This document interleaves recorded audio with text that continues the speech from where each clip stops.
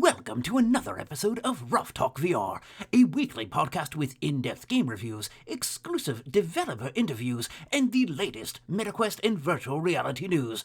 We join our hosts, the father-son team of D. Scruffles and Stratus today, as they spend another episode breaking down and discussing the world of virtual reality. Hey everyone, before we start today's episode, I just want to talk about a special offer that we have available for you as a Ruff Talk VR listener. Our friends at Resolution Games just sent us an exclusive 30% off discount code for Demio Battles. This new PvP spinoff of Demio just came out the other week and is so much fun. In order to take advantage of your savings, be sure to use code word RUFFTALK, that's one word, RUFFTALK hyphen 9A7AFF. Again, that's Ruff Talk hyphen 9A7AFF. Enter that code at checkout to save 30% off Demio Battles on the MetaQuest. This code expires on November 28th, and there's a limited number of uses available. So don't wait and take advantage of your savings today. Hey, welcome to this episode of Ruff Talk VR. Today we're joined with somebody from one of the most iconic VR experiences. It kind of goes hand in hand with VR headset. Yeah, we're joined with Richard from Richie's Plank Experience, which he's the creative director for it. And Richie's Plank Experience, we're talking with Richard. Mm-hmm. I mean, I'm going to put two and two together. I think that's where the name comes from, but I'm sure we'll get to that a little bit later in the episode. But I'm so hyped for this. I mean, so many viral videos have come from Richie's Plank Experience. Probably more than any other game. Disclaimers when you play the game the first time. Yeah, they're pretty clear on that. But Richard, do you want to tell our listeners a little bit more about who you are and also what exactly Richie's Plank Experience is and why it's been so much of a viral creating game? Oh, well, first, thanks for letting me come on the show, or asking me to come on the show. So why? That's a lot of questions. So I am Richard. My wife and I made Richie's Plank together many years ago, like 7 years ago now. We made it because we love showing people VR, and we wanted to. What we did enjoy about showing people VR is the mucking around. When you put the headset on and you have to tell them to go to these menus or those menus and then explain to them what to do and what buttons to press. And then it's like 10 minutes and you're not even at a good bit yet. We wanted to be easy. We wanted aunties and uncles to be able to do it. And so we're like, this is great. And also, I'll be honest, I was only a hobbyist game developer. I had no professional experience making games. I did have software engineering experience, but I was like, this is kind of the complexity of a game that I could make at the time. And so we decided, let's go for it. We thought if we make 1,000 sales by Christmas, we'll do it full time. And we'll make other games. And then it came out, added some flying around features. And we did that because we knew it would get bad reviews from people that buy it and expect it will be a game. And that's why word experience is in it, because we wanted to help control those expectations. And that's why there's the Hero Academy features and the racing and the firefighting. Why there's the nightmare mode, but it's still all short. And the point being, we made it short on purpose. We wanted it to be the shortest possible game experience you can make that gives the strongest possible feelings. And then when you give VR and there's a group of people, and everyone's standing around, we want it to be entertaining to the people watching as well. So if it's something that's long, standing there waiting around watching them play it gets a bit boring. So we want it to be a fast iteration, next person. And then after you've done it, what happens now is they go and grab their friend or their partner. You got to come try this. So if you bring it out at a party, what happens is the group usually forms and everyone's standing around now in a circle watching how the next person's going to react, insisting that it's their friend or their parent or their auntie that's going to do it next. And then you always get the couple of reactions that are just like, whoa, that was intense. And that's what it's made for. That's why it's short. And I think we even have on our store description. And if it's not, we need to add it back. Please don't buy the game if you're expecting it to be a long, typical game, because it's just not. And so, yeah, that's, I guess, the mini story about why we made it. And I think also in the end, who I am, I guess it's a little bit. So yeah, my wife and I, Tony, we started the business 6 years ago, and it's only been Richie's Tank for that long, until the last couple of years where we spent all of our money making this sequel called Max Mustard. But I think in your first question, you also opened with why does it make people scared? No. I kind of touched on the fact that, man, there's so many viral videos. There's a ton of videos, tons of people playing it, some being absolutely scared to death, walking across a piece of wood in their floor. Yeah, the game is really made for that exact scenario that you talked about. You know, you're showing people VR for the first time, and they're still so immersed that, you know, when you're brand new to VR, you're going to climb a high distance and your hands are going to be pouring sweat. Maybe this doesn't happen once you've been playing, you know, 4 years, but for a new VR user, to convince them to walk across that board, I mean, my fiance won't do it. Yeah, I mean, it's a great immersive. Won't even put herself in a situation in make-believe land to do it. Without getting into actual numbers, I mean, it sounds like you guys hit that 1,000 units sold and went full time with it. You know, was the success of the game. I mean, how big is the studio now? It started with you and your wife. How many people are you up to now? So there's like 35 people now. That's huge for a VR studio. Moses. Of course, in the grand scheme of the gaming industry, you know, that's not like a AAA to start studio. Husband and wife team and then built to 30. Yeah, that's it's phenomenal. we still can't believe it, and that's Richie's can't support that much longer. Excuse me, but we're about to be a 2-title studio, so hopefully that will help a bit.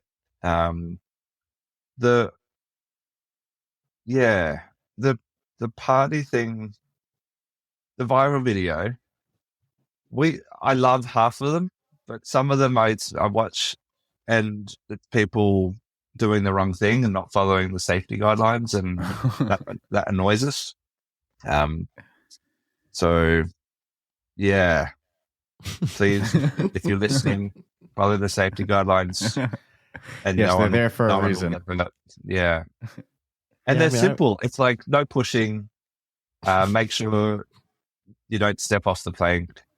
Make sure there's 2 adults who are capable of catching you, who are ready to go and focused. And yeah, that's no, the pushing ones. I'll admit. I mean, I laugh? Yes, but was it cool? No. Well, I don't think you should touch people in VR no matter what they're playing. The person that was walking across, I'm doing the husband and wife one where the wife pushes the husband down, and you can tell he's scared and he's on a board. He's walking across. He's obviously really immersed, and then she comes and like gives him the shove, and he falls on the ground. Yeah, I laughed my ass off, but definitely wouldn't encourage that at all, because the experience for the individual, I mean, they're living it. To feel like you're being pushed to your death is not. Granted, you're going to fall probably anyways. But and whether or not you're playing this or Population One, or don't mess with people in VR. Yeah, don't touch them. They're in their own experience. They're in the zone. So yeah, especially with the pushing, it doesn't just affect the person in there, but if there's other people watching as well, and you witness them essentially being pushed with what's a blindfold on, that's a really that's not it. If you're witnessing it happen, when it's your turn, you're going to be thinking about that, and it fully just ruins the experience for you as well. So it's it's not just affecting the trust of one person, it's the whole group.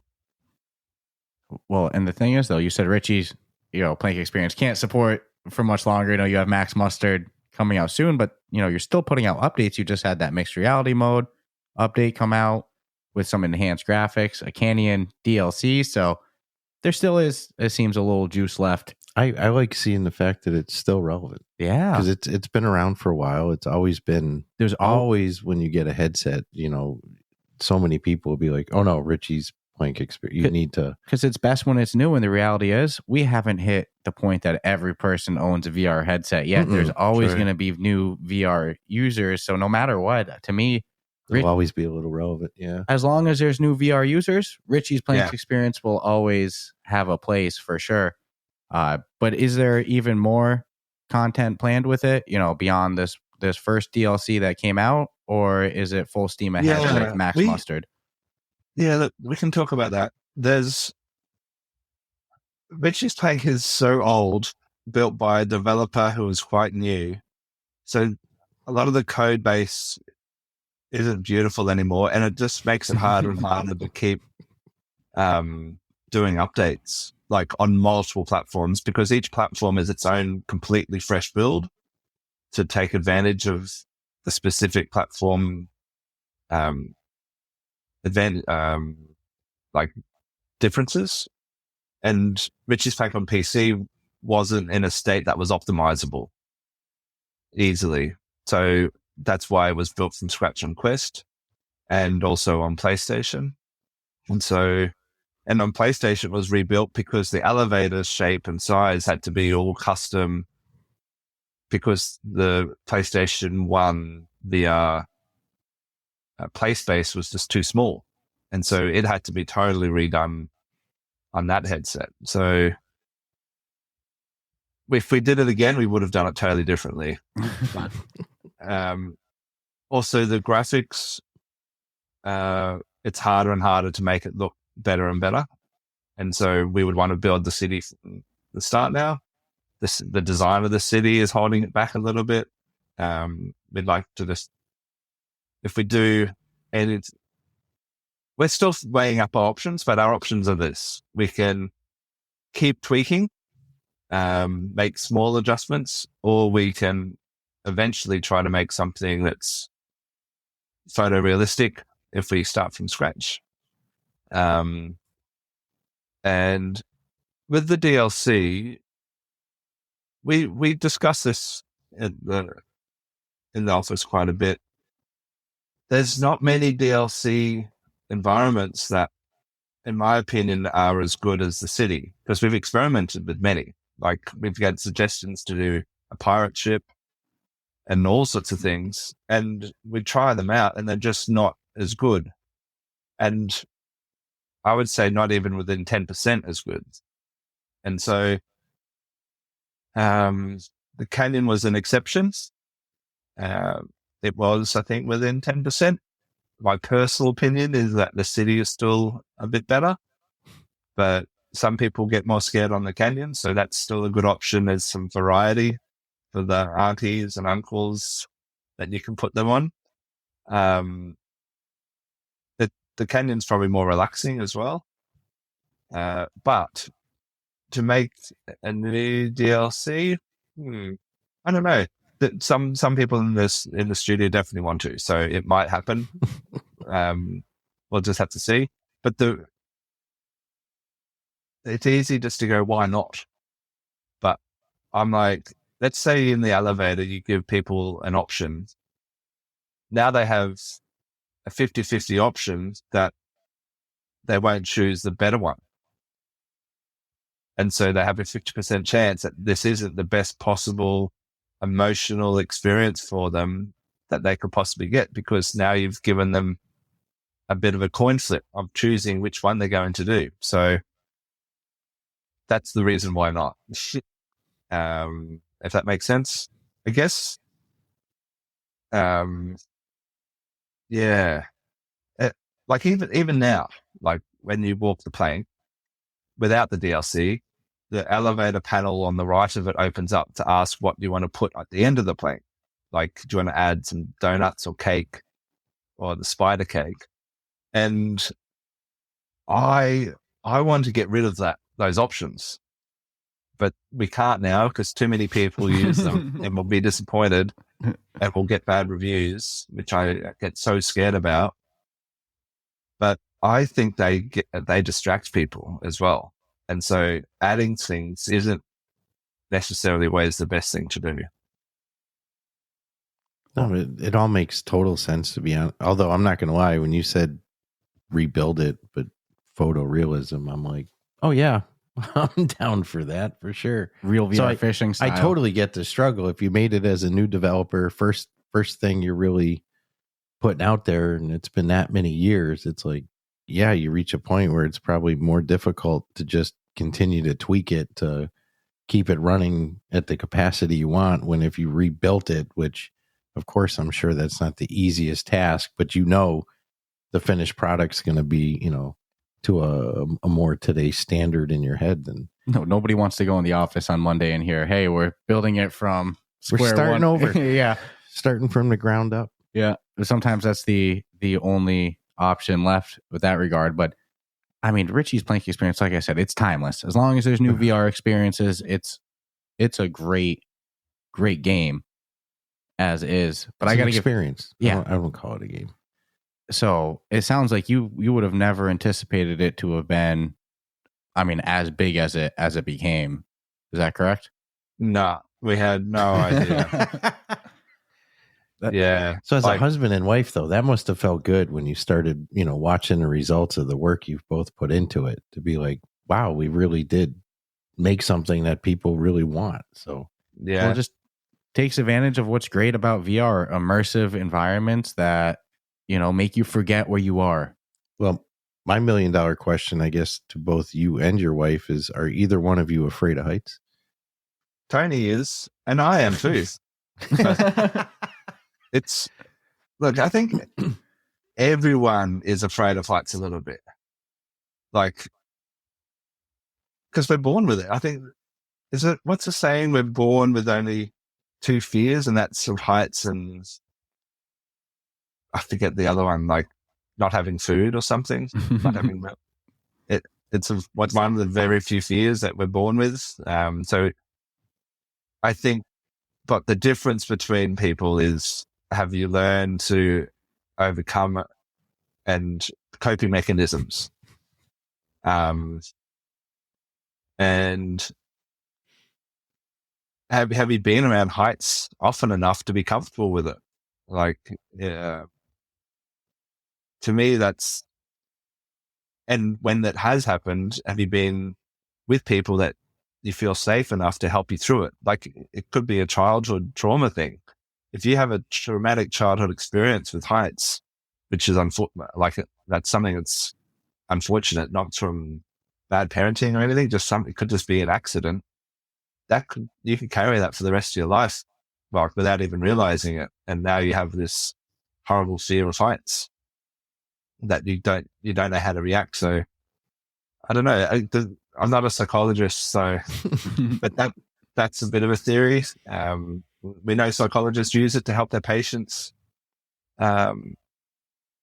overcome a debilitating fear of heights.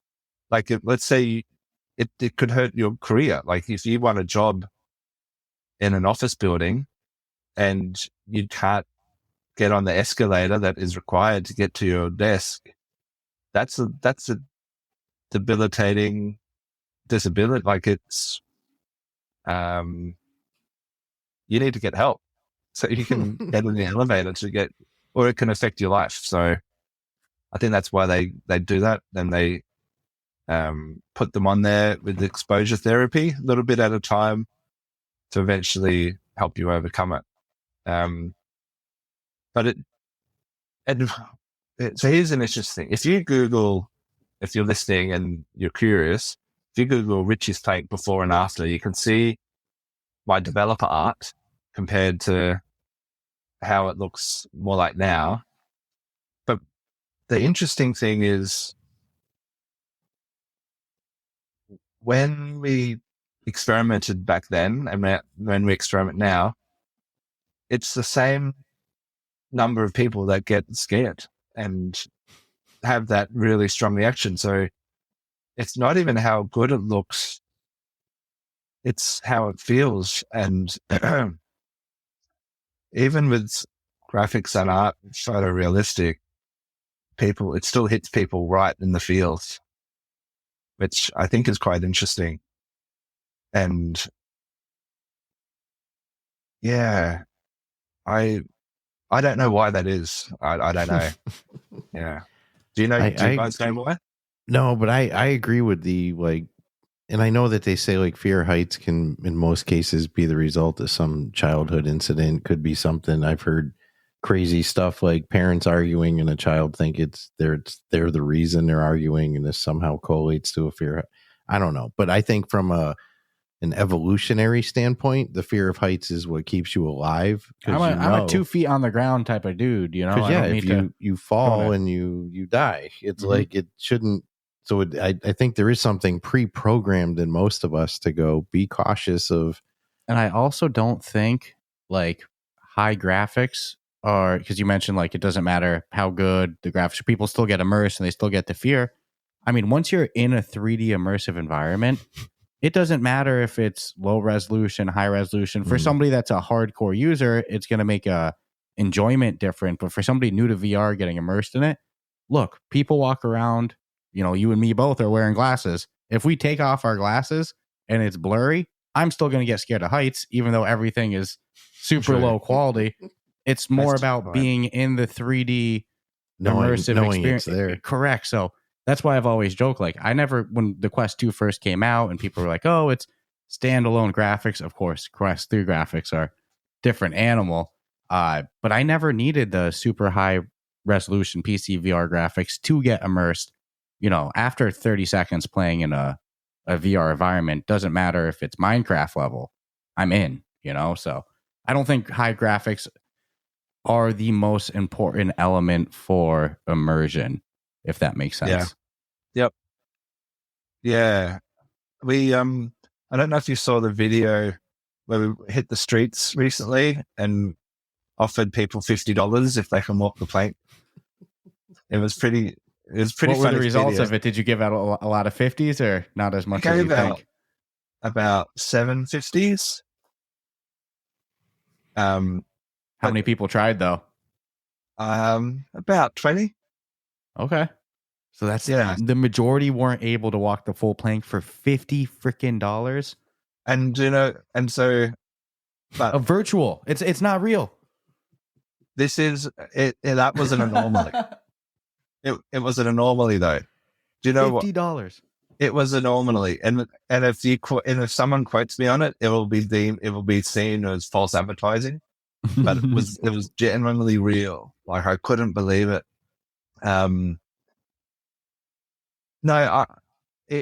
It was probably more like if we gave out 7, it would have been 12. 12 that we did total. 7 of them got money, which leaves like 5 that couldn't do it. But it's still, there was people that did it that wouldn't have done it if it weren't for the money. And that's what gave us some of the best reactions we've ever had, because they pushed through. I'm going to have to check this out. I just can't imagine not doing it for money. Do you know what's funny though? I think it was because of who was doing it and who it works best on. Something I've learned is who it doesn't work great on. And that's like teenage or young adult males. And I'm like, why? And I think back when I was that age and I'm like, there's so much importance on looking tough when you're that age, because no one thinks you are, but you're becoming an adult. You've got all these hormones and chemicals going on. It's important to look tough. And so you've learned and mastered how to look tough even when you don't feel it. And so when you walk the plank, it's like they get on there and they feel compelled to show that you're not scared. Whatever you do not show your feelings when you walk this plank. And again, not a psychologist, but that's just a theory that I've observed. But everyone else, it's fairly normal. The reaction percentage of chance of a really good reaction is pretty close to each other. But the night we chose to do it was Halloween, and there was a lot of parents out and about, and they were just like prime subjects to test it on.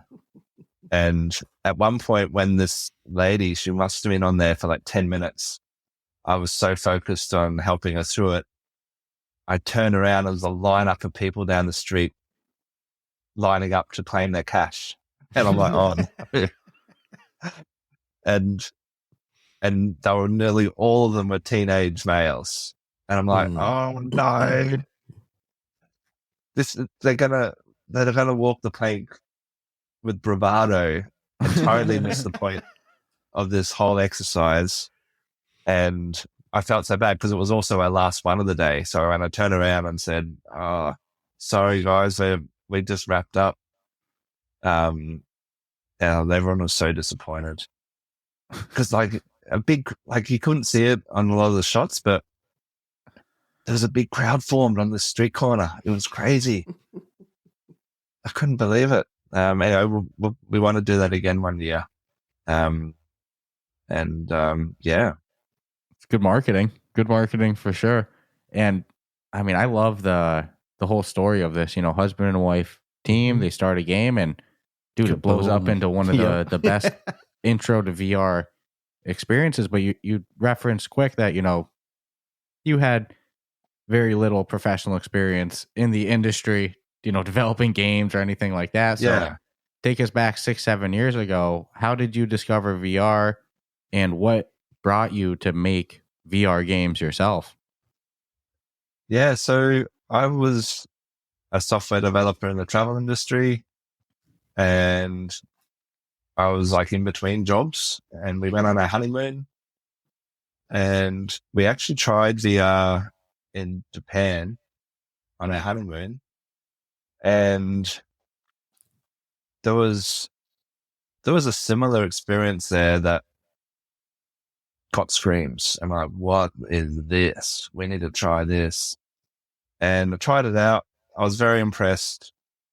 And I'm like, oh my goodness, I think I can make this, but there's so many improvements I want to make. And so we were the brains behind the initial idea. Like, it'd been done multiple times. Like, it'd been done even before these guys had done it. And then added the flying and the plank setup process where you can take any plank of wood from the hardware store and set it up yourself. And yeah, that's when Tony and I were like, yeah, we should do this, just from witnessing how strong it was for others.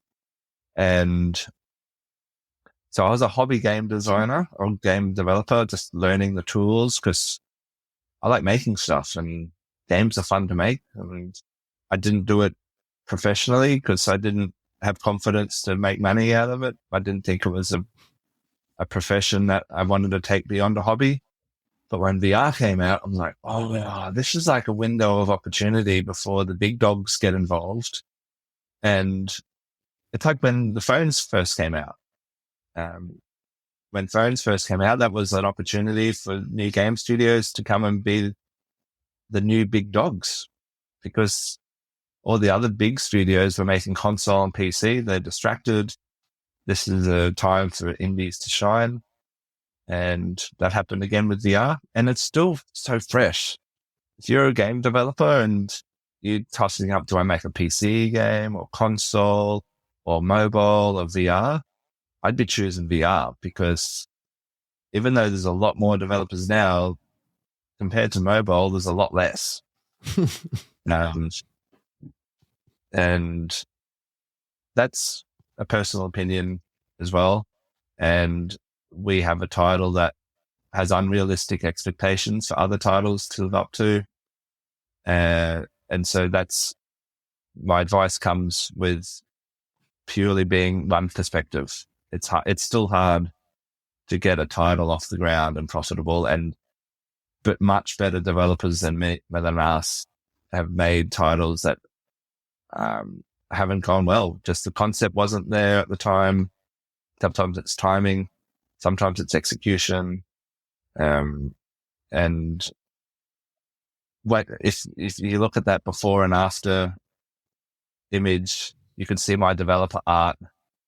It was like, and I remember still one of the reviews on Steam on the first couple of weeks, it was, this art looks like the developer went on the asset store, looked for the worst looking assets on there and said to themselves, nah, I can do worse than that.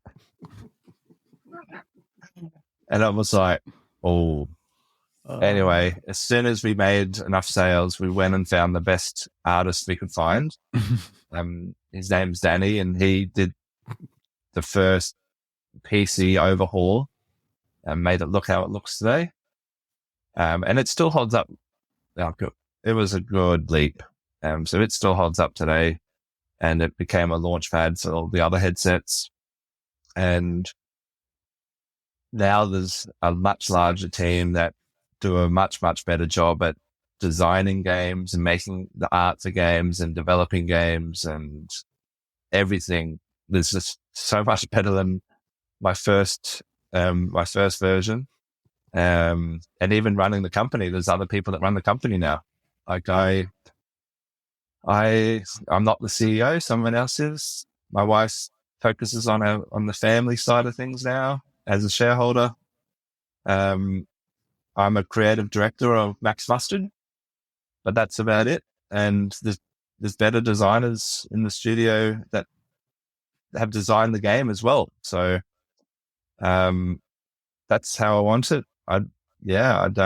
That's how it runs. Yeah. So you created a studio, but you're not acting as the CEO. I'm the boss. No, I'm the boss. Talk about not having an ego.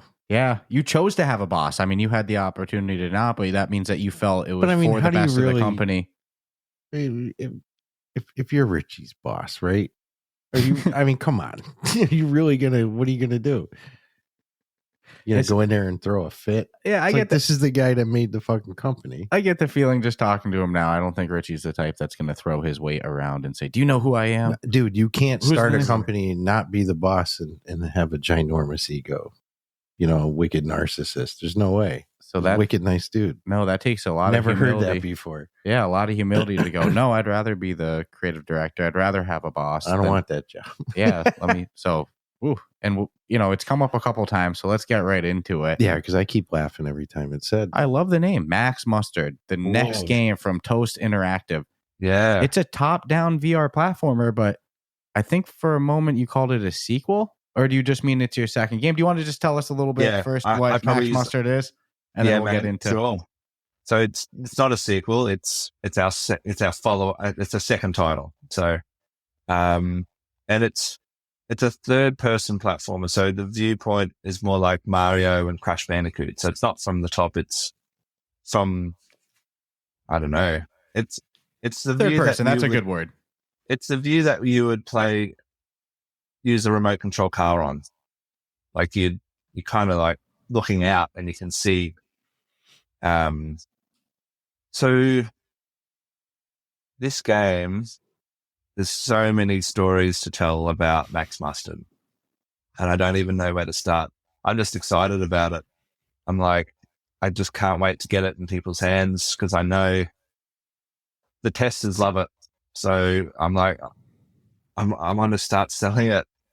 But we can't start selling it because we're in a polish phase at the moment. And the thing with platformers, I'll take a step back. So we were trying to decide what game to make next, and we couldn't decide. So we made a spreadsheet, and in the spreadsheet we listed like 30 different types of games that could work in VR. And then we're like, well, how do we choose which one? So we created three columns, 3 different ratings. One was, do we want to make it? 2 is, will it be financially feasible or potentially successful? Is it financial viable? And 3, can we make it? So we gave each a score out of 10 and then tallied them all up. And the winner was a 3D platformer, Max Busted. And we started telling some people, and we're getting a lot of looks like, why are you making that 3D platformer? What? And we still get that. And it amazes me because there's even proof and like evidence out there that 3D platformers are awesome in VR. Like if you've played Sony PlayStation VR Astrobot, it's a classic that is some people's favorite VR game, and it sold like crazy. It came with the headset for a little while. Still get rave reviews. People still talk about it online. And to me, that's enough evidence that it could work in other platforms too. And we're like, let's do it. Let's hook it up. And we've studied Nintendo's like design philosophy and why other titles don't get it. And they try to copy it, but never imitate it. What do they miss? And the thing that a lot of 3D platformer designers miss about Nintendo's design philosophy is every level is completely different, like mechanic, not just how it looks or how difficult it is. It needs to be something new, like a theme park. When you go to a theme park, the roller coaster isn't like the Ferris wheel. They both bring totally different experiences and emotions and something unique to do. And it turns out that's costly to make, which sucks because there's like 40 something levels. And I feel like we've had to spend money on making like 40 different games because each level has like a unique game, like experience to do. And that costs a lot more than just reusing stuff over and over and over again. So, I've seen a lot of reviews this year of other games that they start to feel repetitive after you're a half an hour in or an hour in. I'm like, oh, that's one thing we're not going to get complaints about because every level is like completely different. And the reason we did that was, you know, when you binge watch a TV show and you are like hooked on this show and there's another episode, you don't have time, but you're like, I'll just have a quick look. And I'm like, yeah, that we need that feeling so that you will finish a level and be like, okay, what are these guys going to do next? I'll just have a quick look. And the next thing you know, you're 2 hours in and like, this is awesome. So that means the levels have to be fairly short. And so our levels are meant to be played in under 10 minutes each. Some people definitely take longer and that's okay. But yeah, and some people will finish them in just a few minutes each and that's fine as well. But that's, I guess, part of our design philosophy and each level, because each level is like a new mini game, it is its own game. We have to teach the player how to use that mechanic. And then because the main objective is to have fun, then we let the player have fun with it. This is a Japanese design philosophy based on a poem or something. It's teach someone that, let them have fun with it, let them master it, and then at the end of the level, surprise them with it. So all of our levels have that philosophy. So in one level, you get given a superpowered vacuum cleaner. So it's a mixture of third person and first person. So you're running around with this character, you get this power up, and it's this, like, you know, the like Dyson vacuum cleaners. That was like, we used that as a reference to design this gadget, but it's so powerful. You point it at stuff and it gets vacuumed up, and so you're running down this level, and it's used once in the whole game, and it's just one of the levels.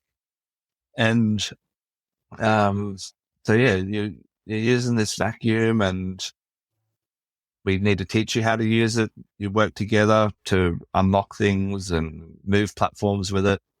You can vacuum up some of the enemies and use them to launch at other enemies. And yeah, then you have to learn how to master it. It gets harder. And so that's, There's a surprise at the end there too. I know you don't want it, because the end philosophy is surprise the user with it, but you can't say what that is right now. Yeah, I'm sure. with the vacuum, I actually can't remember the surprise of the vacuum. Some levels I haven't played for a year. Like, there's so much. Yeah, I know. Well, 40 levels. 40 levels, 10 minutes a level. That's essentially 40 different games. If each level is its own unique mechanics, bringing something new, that's like 40 different games inside of one. Mm-hmm. And so how long has this game been in the works? Years. Yeah. At 30 people. And we're getting close. Yeah, it's in the polish stage, so you don't have any so official. we're officially in the polish phase now. We can play the game start to finish. But there's so much. There's lots of glitches. There's lots of polish to do. Here's the thing with platformers. Back to the point I was trying to make originally. The thing with platformers is, if they don't cross a certain quality bar, not many people buy them.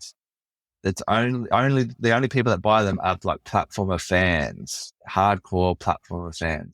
And there is not many hardcore platformer fans out there, especially not in VR. And so the only way a platformer game breaks through and becomes a little bit mainstream outside of the platformer fan target audience is if the quality bar is ridiculously high and it becomes really enjoyable to anyone, no matter whether you're a platform fan or not. And so we're like, if we make this game, there's no point doing it half-heartedly. Like, it has to be all in, or we just don't bother doing it. And so it costs a lot more to do things that way with that kind of philosophy. And yeah, from what I've seen, and Astrobot is an example of that. They did it. The quality bar hit. And so if we don't hit, it's not going to work the same way for us. And that's been challenging. It does cost quite a bit. Well, I think that this game's going to be polished and fun when it comes out. So we're not saying exactly when it's coming out, but we're going to assume 2024. Yeah. Is that fair, or does it need a couple more years? We wanted to release it Christmas this year, but we couldn't get the platforms to agree to it. And it's given us a bit more time to polish, which is good. Because on paper, you tell someone about the game, it doesn't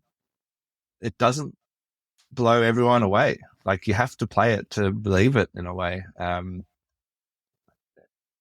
a look at you can see in the announcement trailer on YouTube, Max Mustard announcement.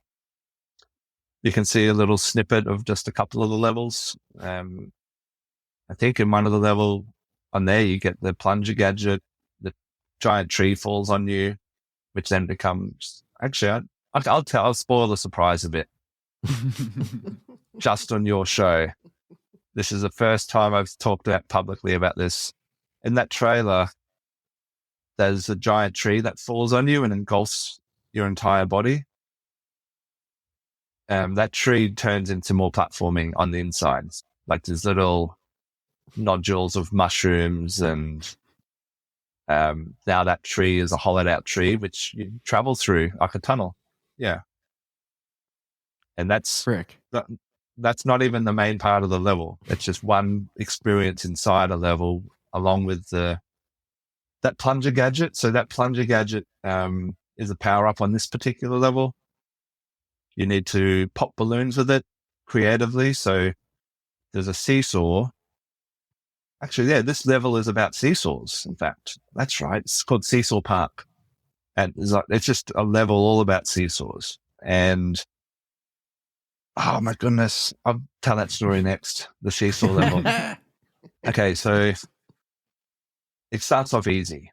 You can probably imagine what kind of mechanics you can do with seesaws, but then you get this plunger, and then the seesaws with weights above one side, and there's balloons holding up the weight. And so there's a giant gap that you have to jump across. So you have to go on, put Max on one side of the seesaw, use your gadget to pop the balloon, to drop the weight, to launch, absolutely yeet yourself across big gaps. And so you use that mechanic to get where you need to go. And it's a nice symbiotic relationship, and you control you hold the gadget. So you're using them like first person, but you're also controlling Max. And we first started designing the game where you have both of them, both gadget and Max, permanently. But as soon as we started testing it on other people, and I guess we figured it out ourselves too, it's really exhausting trying to do two separate things at the same time. It's like patting your head and rubbing your belly, but even more complicated. And so we're like, this is not fun to do permanently. So that's why the Ghost gadgets are now power-ups that you get only sometimes, and not even on every level. And it's so much more fun that way. And we had to just be careful how you design them so that you don't have to master both at the same time. It's kind of like, if using one of them is hard, then the other has to be easy, and never both hard at the same time, because it just becomes impossible. So hard juggling those two together. But I'm happy with how it turned out. So yeah, the seesaw level story, I just remembered, like a couple of years ago, we went on a huge recruitment drive I wanted to hire the best level designers we could find. And I didn't care if I actually wasn't interested even if they had a lot of experience. Because I know from other industries, just because someone has a lot of experience doesn't mean they're a master of their trade, because they might best be doing it as a job. And I don't want those people either. So we had really unusual, unorthodox recruitment process where we didn't care where they lived. And this was all before COVID too. So remote work, we were happy with remote work if they were like the best of the best. So we put a global job ad out and pushed for ages to find the best level designers we could find. And we must have reviewed over 100 applicants. And then we got that down to 20. And we're like, okay, let's ask these 20 to do like a test. And I'm not talking unpaid work test. It was a sketch on pen and paper. And we asked them a question, and the question was, Nintendo give you a call up and say, hi, we want you design the next Mario level involving seesaws. And we gave a little bit more direction, but we said, if we haven't given you any information, it's up to you to interpret. It can be whatever you want. So some of them were 3D platformer with seesaws, and some were 2D. It didn't matter what they wanted to do. And we reviewed all of the responses about how creative they got with seesaws. And And did they care about the user? Did they teach them how to use it first? And did they think of crazy things to do with it, not just do what you would expect? And so we reviewed all of those, and we got it down to like 5 people. And one of them was in Italy. 2 of them were in Australia. And one was in the US, and I can't remember where the other one was. But then we hired all 5. We couldn't afford all 5, but we hired them all 5 to design one level in our game. And so they went and we never made it a competition. We didn't want people to think it was a competition either, because some people perform. It's like they perform crazy better when they know it's a competition. But we didn't want it to be a competition. If they get the job and they're hired and it's not a competition anymore and their performance drops half, we're like, oh, we don't want them either. So we never told anyone it was a competition. And that's also not fair. It's unfair stress, actually. We want them to perform just how they would normally perform. And yeah, so we got that down to 5, and then they all made a level, and then we offered jobs to the best 3. And so those 3 have been permanently making levels ever since for Max. Wow. Yeah. That's an awesome freaking story. Who came up with the name though? Max Mustard, yeah. Oh, mate. The name still gets critique, and I get it because it's not an orthodox name. I love it. Yeah. Max okay. Mustard. Cool. I think it's very memorable. And with a name, to me, the main thing is it needs to be memorable. And so that's where the name comes from. And if you make a name that seems like it fits, it's often not memorable enough. Yeah. So with the name, I wanted it to just be Mustard by itself, but trademarks are really tough. We had so many different names we want to use, but you start doing the trademark search and there's things already trademarked, so you can't use it. So we gave her a first name, and yeah, I think it's memorable. That's all. That's what's important to me. It goes with the color of the hero's jumpsuit. So it's like a mustardy yellow. Helps with the branding. I like it. People get excited, so I'm excited. Yeah. The first time, and from the first time I heard the name till right now today, every time I hear the name Max Mustard, I figure something fun. I smile. It puts a smile on my face. I haven't played anything to know what this fun would be, but it just seems to like equate to the image I get in my head is something fun's going to come of this. You can't have a name like Max Mustard and it'd be like it's like Captain Underpants. You know, it's going to be exactly. It's going to be fun. And is there obviously without giving spoilers or anything, but is there a story that follows Max Mustard as well? Yeah. We did a big recruitment drive to find a writer as well, and we found one in England, and he's so good. He's won awards and stuff. And I'm like, why are you applying for this little game? And then I realized, maybe it's not little anymore, but he wrote this really sweet story for us. And he's adapted it many times since then. And now it's quite a deep story. There's plot twists and there's, it's told in a very unique way. And I haven't shared this with anyone yet, but, it's told with cinematics. So VR cinematics. So you get in, there's, full animated, I guess they're not even cutscenes because they're interactive cutscenes. There's not many of them, but it's just to give you a nice little kick. It's like, whoa. And John Carmack, the guy that made Doom, and he worked at Meta for a while. I went to one of his, he used to always talk about at Oculus Connect or even offline. He's like, animation is like really underutilized in VR because it's nearly free from a performance perspective and you can do so much with it. And so I'm like, we need to really push the animation. And so that's done in the storytelling moments. But then the deepness of the story, and it's all optional, is done in you have this van, that's your level select. And in the van is a fax machine. And every now and then you get a fax.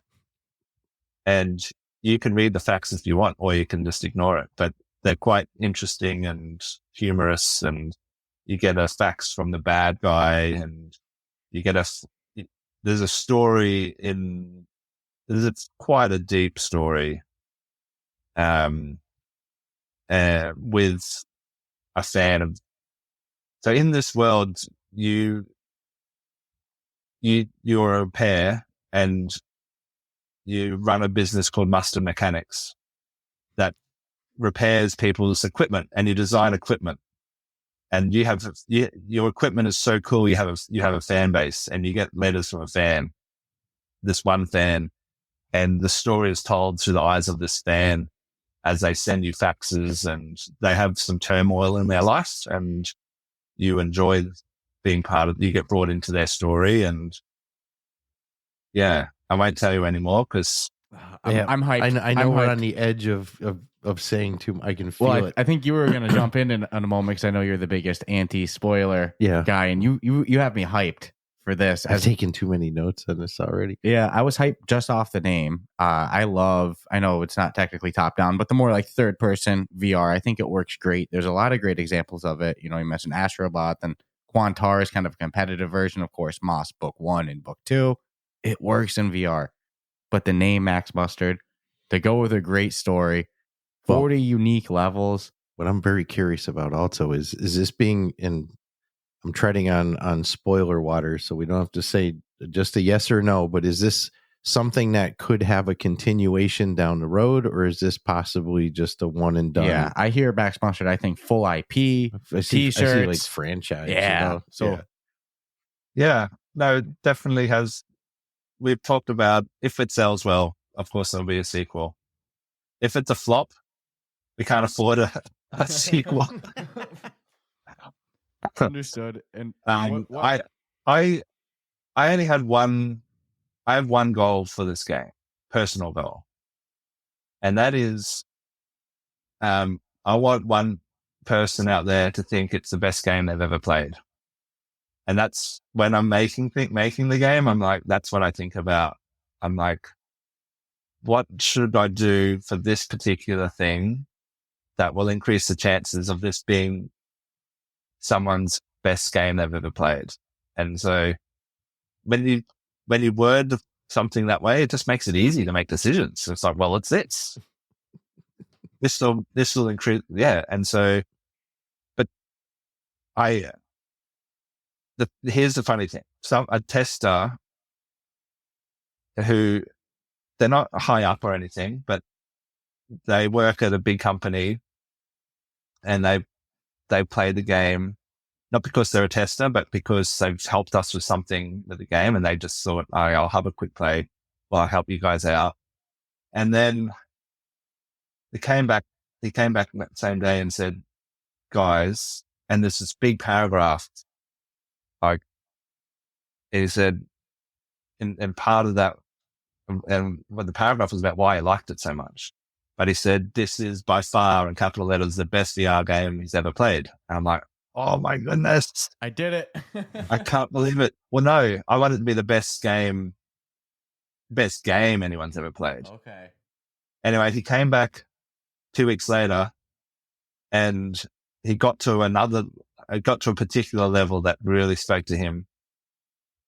And, he said, I'm updating my review. It's the best game I've ever played.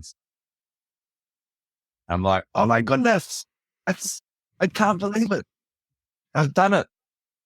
I can just stop working on it now. No. Don't even need to release it. No, I'm so no. hyped for this. The level, this particular level, it's if you played Mario, it'll be familiar. Some of the 3D Marios. It's called Beatbox, and there's blue boxes and there's red boxes in the level, and they turn off every 8 count of beat with the music, and so you have to do what you need to do where these blue boxes are turned on and quickly get over to the red boxes before the music gets 8 count. And so you end up having to learn the 8 count.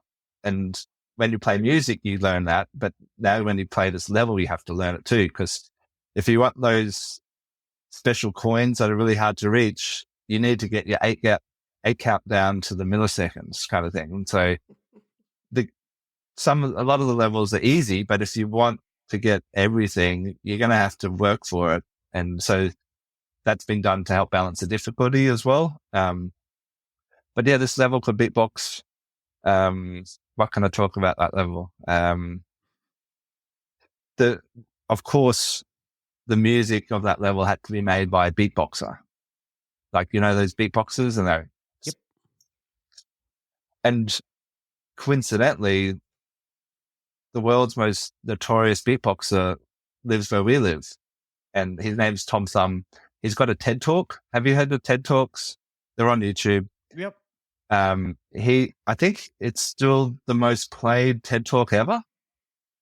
If you have a look, last time I checked. Anyway, his TED Talk is him doing beatboxing it's just insane. And we're like, let's hit him up.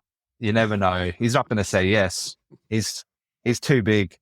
And then, yeah, he said yes. So he's done the beatboxing for the beatbox level. And so and there's a little beat machine, like if you're a musician, you can get these beat, sequence. There's chaos pads. And then there's a part of the level where there's a chaos pad. You can jump on it to control the music yourself as well. It's just one part of the level. I actually want one of those in real life, to be honest with you. So just made me even more excited. Oh no, I'm pumped for this.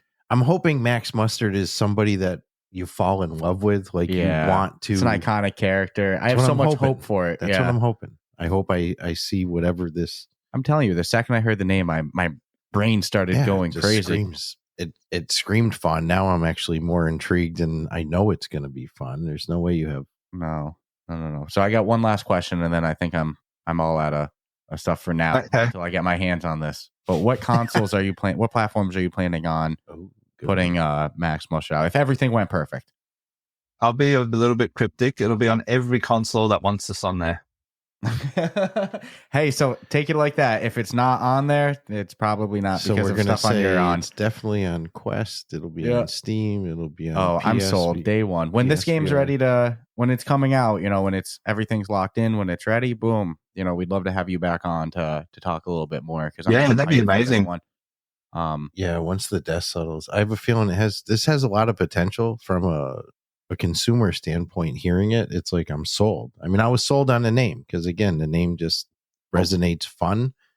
I'll be honest with you, this is a crazy season to put out a game with Assassin's Creed, Asgard's Wrath, Arizona Sunshine coming, Demio Battles, so many good games. I think I would rather put out a game February, March, sometime then, April, than this. We'll see what we can do. The year. So maybe it'll be for the better that I know you wanted the Christmas 2023, but maybe it'll be for the better just because things are crazy. That's the one area in VR right now that's becoming more of a challenge we're seeing is when games are coming out and what they're coming out against, and are you giving the consumer enough time to digest what, especially if they're big 15-60 hour games. It's like don't do that. I guess the $1 million question would be, where can people stay up to date on the latest and greatest with both Richie's Plank Experience and Max Mustard? I reckon our YouTube channel is pretty good for that. Toast Interactive. That's when we'll put stuff on there as soon as when it's ready to show. But if you're super keen, the Discord. But I don't know. Can you share our can I get you a Discord invite and you put it in your? If you give it, thing? if you give me the link, I'll put it in the episode description. So anybody curious, they can just click Yeah, right there. I do not think I'm actually on that Discord yet. Yeah, is that a Discord for both Richie's Plank Experience and Max Mustard? Yeah, it's small but tight.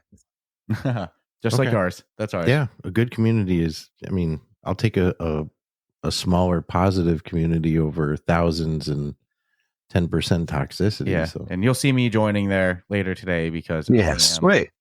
Yeah, as soon as I get the link. I'm hyped on Max Mustard. Everybody's favorite new condiment for sure. So, oh my God, Richie, thank you so much for taking the time and joining us. For the listeners, they're catching this episode when it comes out. They don't see the behind the scenes. You're waking up early. It's what time did you start this? 5 a.m. 5 a.m. Yeah, and it's not even a Sunday; it's a Monday for you, right? Monday morning, ready for the week, fresh. And we're talking to him on Sunday our time in the afternoon. He's waking up Monday morning. We're a little selfish. Yeah, we're stealing developers at the best times possible. Although, right? Dude, we got to go to Australia sometime because there's so many people to talk to down there. Yeah, we've talked to a lot of people from Australia. Yeah, there's a ridiculous number of developers in Queensland for VR. Which is awesome, though. Yeah, what are some of the other studios besides Toast Interactive? There's Fruit Ninja was made here. There's Gun Club VR was made here. Rush, Mini Motor Racing, King Spray, Graffiti. There's a heap. And depending on the year and the platform, like sometimes it's been 20% of the top 20 VR titles are made here. Wow. Right in Queensland? Yeah. Wow. It's insane. See what I'm saying? Those are none of them, not currently, but depending on which year and the platform, it's People still go in King Spray Graffiti all the time. Mm-hmm. The way that they do the textures on the wall. Ooh, so good. So there's something in the water in Queensland for VR for sure. It's weird. But thank you so much for taking the time, waking up early, chatting with us. It was a great interview. I knew I was excited to talk about Richie's Plank Experience, and I knew I was excited I have so many more questions, but I know they all lead to potential spoiler answers. Well, I knew I would be excited for Max Mustard, but you've managed to get me so much more hyped. 40 unique levels. I'm pumped. Some of these sound fun, and knowing that doesn't matter how fun one was, the next one is going to be totally different. Oh man, that's crazy. Sign me up. So stay tuned for that. Whatever headset platform doesn't want you guys, they're nuts. They're crazy. And to our listeners, if you enjoy this interview, like always, subscribe, rate us 5 stars. Check out our Discord. Also, check out the Toast Interactive Discord for all the latest and the greatest with Max Mustard. So thank you all for listening today. Thank you. See you. Take care.